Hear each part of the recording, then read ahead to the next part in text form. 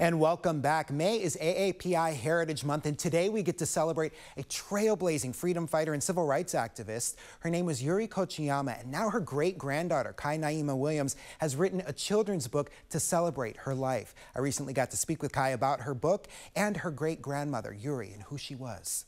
Yuri Kochiyama, my great-grandmother, was a Japanese-American freedom fighter and a civil rights activist who is sort of known for participating in a vast number of movements, particularly racial justice and Black liberation movements.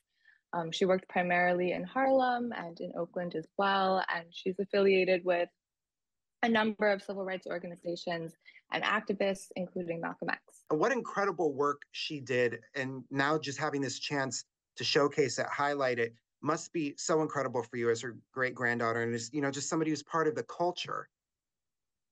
Yeah, absolutely. It's been an honor and a labor of love to be able to create this book in tribute to her. And it was such a rich and interesting process to learn more about her through the work of telling this biography. And I'm so excited that it's out and that we got to publish it with Kaepernick Publishing. Working with them was a dream. So I'm really excited about it. Why now? What was the timing? How did this all work out that you could release the book now and in this format too? Yeah, it's interesting. I don't usually write for children's. I'm a poet and a fiction writer, but this is my first picture book, my first time writing for children's. The book came out now, but we started working on it back in 2020, sort of coincidentally right at the start of the George Floyd uprisings. So it's been interesting to write this story throughout many different sort of political movements happening now and in the years since I began writing it. It was really happenstance. I had put out sort of this tweet about her, which went viral. And then I was approached by an editor who let me know that there was sort of an empty space where no one had written a picture book about Yuri before. She's appeared in children's literature, but she hasn't had her own story told. So it was posited to me more as just like something that potentially I would be interested in doing. So I kind of just took it on as an assignment, and it's been 4 years of work. The last 2 years primarily working with Kaepernick Publishing. So I think that I think that it is a story that would be inspiring for these times, and I hope it reaches a lot of different people and families. Talking about families, that younger generation is now going to be exposed, know about this great work. How important is that? How meaningful is that to you, that it's going to be the younger generations and really families who are sharing this story with kids, with their youngsters? It's so important to me, and I really hope that young readers and children and parents of children as well can instill a sense of empowerment. I hope that the book gives children a sense of empowerment and a feeling that they can be active participants in their world.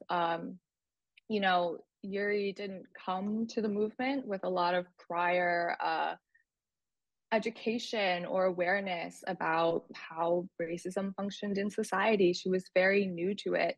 And I hope that children can take away from her story a feeling that they don't need to be incredibly well-resourced. They don't need to be formally educated. They don't need to have the agency of adults or the experiences of adults to get involved in social change and social justice work, that they really just need to nurture some of the qualities that she had and that she developed growing up, like a curiosity in other people's causes and a curiosity in the world around them. So I hope that it makes them feel inspired and that it's something that they can learn from and use as a tool as they're sort of figuring out what they're passionate about. So I think it's really important, and I hope that it's helpful.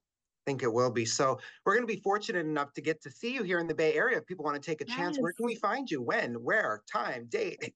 Yes, so I will be in the Bay Area for 2 events. One is at Eastside Arts Alliance / Fandom Books, which is on May 4th, Saturday. And then the next is on Sunday at JSay, Sunday, May 5th at JSay. So yeah, I hope that people can come out.